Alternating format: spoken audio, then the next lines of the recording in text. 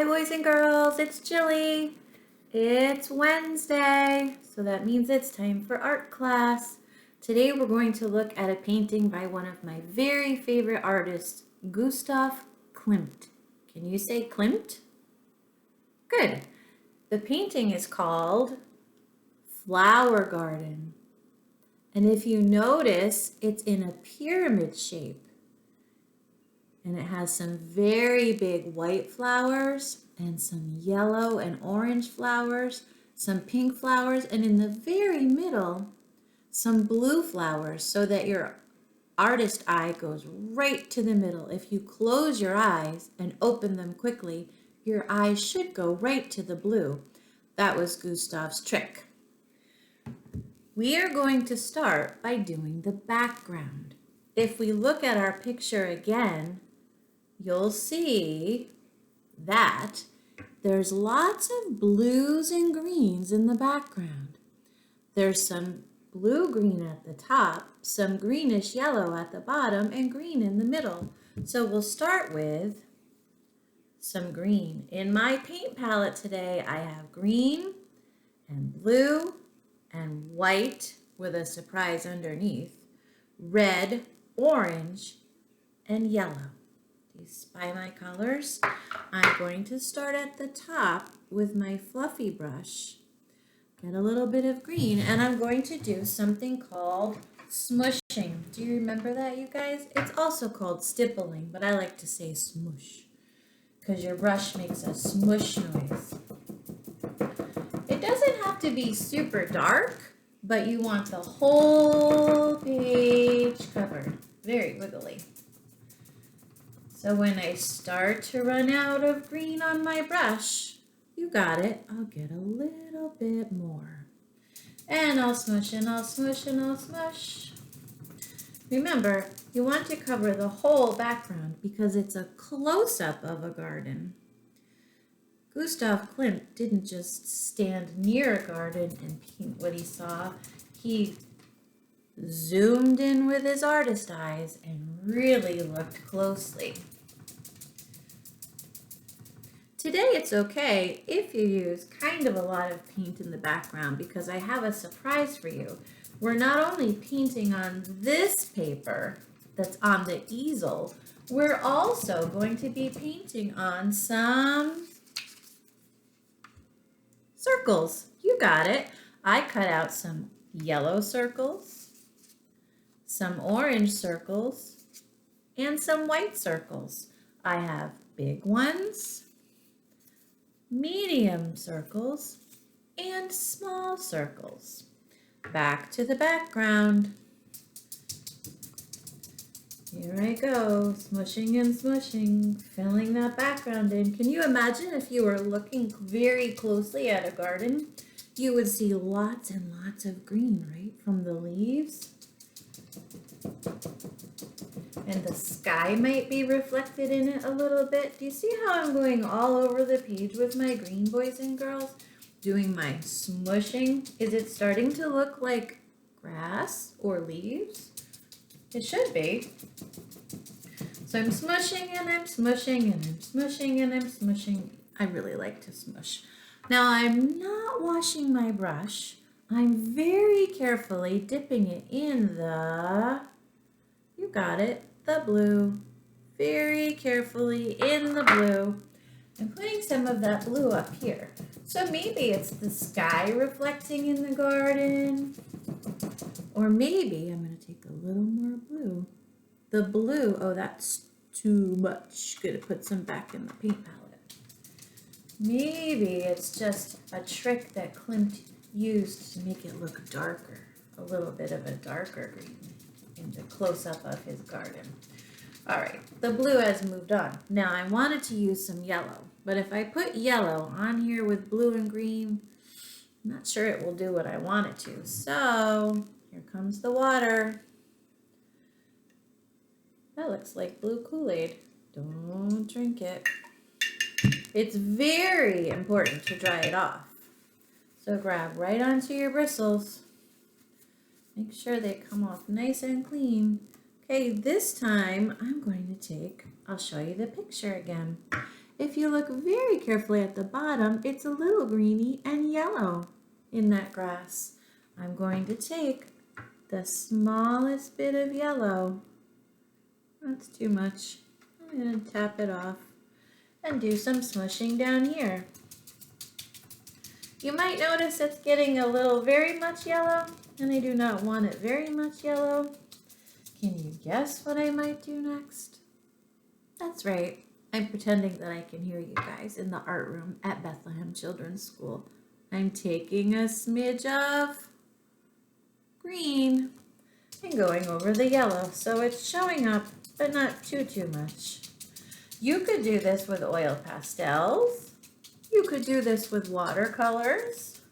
I suppose you could even try it with markers. That might be fun to try, doing some green marker and then some yellow. I would start with yellow first. All right, I kind of like that background, boys and girls. I think I might let it sit just like that. What do you think? Does that look like it could be a garden? Okay, I'm going to move on to the flowers.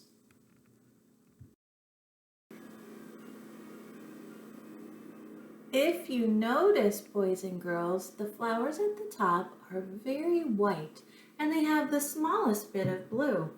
I'm going to take one of my big circles and start with some white paint. I might just do some designs. Oh, turns out I had some pink on that one. That's a mistake that you don't want to make by not washing your brush. I wonder what I was painting and I left some pink on my brush. Well, that's okay. You know what I always say, no mistakes in art. Here comes a beautiful flower that has just a little bit of red in it. Alrighty, we'll work with it. I'm just doing some really short brush strokes all around in a pattern. If you notice, I'm doing them around and around, and as it turns out, it got darker and darker on the way. There's one flower. This time I'm washing my brush. I don't know what I might have made earlier that left some red paint in that brush. Okay, I'm going to take another very big flower and this time start with my white. Oh, that still has pink in it. Oh my gosh, you guys. Funny joke. You know Jilly. Remember I told you I had some white, but it had a surprise under it? That was me making pink. Okay, so my flowers at the top of my painting are going to be pink. So you see, when I was setting up the paints, I poured, let's see if I can show you. I poured the 3 greens, then I poured the yellow, then I poured the orange, then I poured the red, and then I said, I would like some pink. So I poured a little bit of red and put white on top. I was going to surprise you guys, but I surprised Jilly. So that kind of changed my art project, but that's okay. I think that these flowers look beautiful. I'm still doing a pattern of little brush strokes all the way around in a circle, the way a flower grows. Okay, there's another giant pink flower. And now that I know that it's pink, I guess I'll stick with it. So I'll do one more very big pink flower. This time I'm going to start from the middle and do my smushing around in a circle.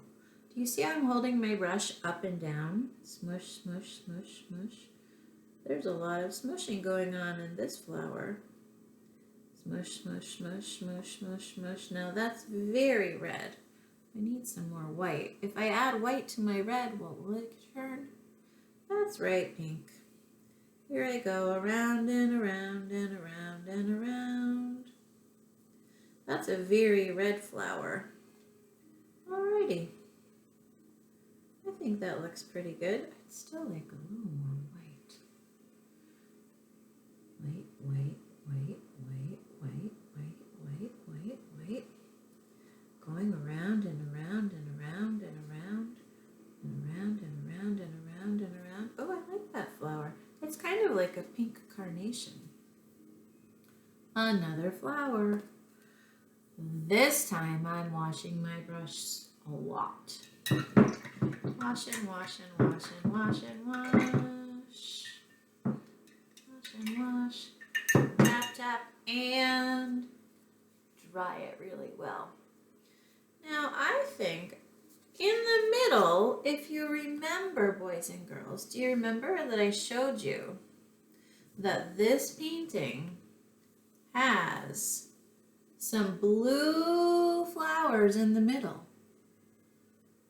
I'm going to choose my small white flowers to go in the middle. And they're going to be very, very blue.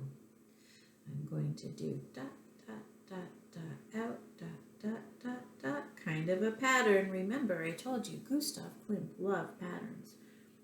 Do your flowers have to look like mine? Goodness, no. You can experiment with your patterns as much as you like. Dot, dot, dot, dot. Now I have another idea for dots, boys and girls. There's one blue flower. Do you remember how we can make dots? By not using the bristles? That's right, the end of the brush. And you can go around and around and around. So you might be wondering, why are we doing a flower painting today, Jilly? Well, do you guys know what holiday is coming up on the weekend? On Sunday, it's Mother's Day. And moms like flowers. I don't know if there's a lot of flowers growing in gardens yet, so I thought it might be fun to do a painting of flowers for your moms. Now, I don't know if you can see this, so I'll hold it up, but I'm just taking the end of my brush, poking it in to the paint, and then dotting all around. I still have to wipe it off. I'm going to pop it in the water, and I'll show you what it looks like. There's my blue dot flower. Okay, I'm going to paint a few more flowers and then show you what we'll do with them. Here we go. If you notice, there's some yellow and orange flowers on this side of our painting, and there's some beautiful pinky purple ones at the bottom. So I used some of my orange circles to make flowers that look like this. Now I'm going to try using some of my other white ones to do some orange flowers. This time I'm going to paint all the way around. Around, around, in a swirl right to the middle. Then I'm going to take a little bit of orange and a little bit of red and see what happens if I go out like that. And in, and in, and in, and in, and around, and I let the red and orange kind of blend together to make an orangey red. And I'm going around and around and around and around. Now I might just take a little bit more red and go right in the center. And then take the tip of my brush and pull the color out and out and out and out. There's a lot of fun to be had with blending. There's that flower, boys and girls. What do you think? I hear an airplane flying overhead. Okay, boys and girls, these have to dry for a while, and the next step will be gluing them on our painting. While they're drying, we might as well try one more. What are we missing? How about some yellow flowers with white? I'm going to switch my brush to an even smaller brush now. I like this one. Now, remember that white that tricked me? It had pink. I just want some plain white. So look, there's not a lot of my white left. I think I'm just going to put my brush right in the jar. What do go. Let's try one of these yellow flowers. Oh, that looks pretty. Another pattern where I'm doing lines around the circle, kind of like the flowers on my shirt. Around, around, around, around. Now, what would happen if I have white on my brush and I take a little bit of yellow? That's right, light yellow. Around and around. Oh, that looks like a daisy, boys and girls. I like this one. There's a flower. Now you could spend a lot of time making so many flowers. Make as many as you want, and when they're dry, we're going to use our glue stick. Put some glue on the back of a flower. We'll start with this one, which is almost dry. Around we go with the glue stick. Or you could use squeezy glue. I just happen to have my glue stick handy. And do you remember that the big flowers were near the top? So I'm going to put one right here and I'm going to rub, rub, rub so it sticks very well. That's why they have to be dry, boys and girls, because you can't rub on wet paint or you'll smush it all up. There's one flower in my flower garden. Okay, I'm going to put them on and then I'll show you what it looks like. There we go, boys and girls. There's my finished flower garden.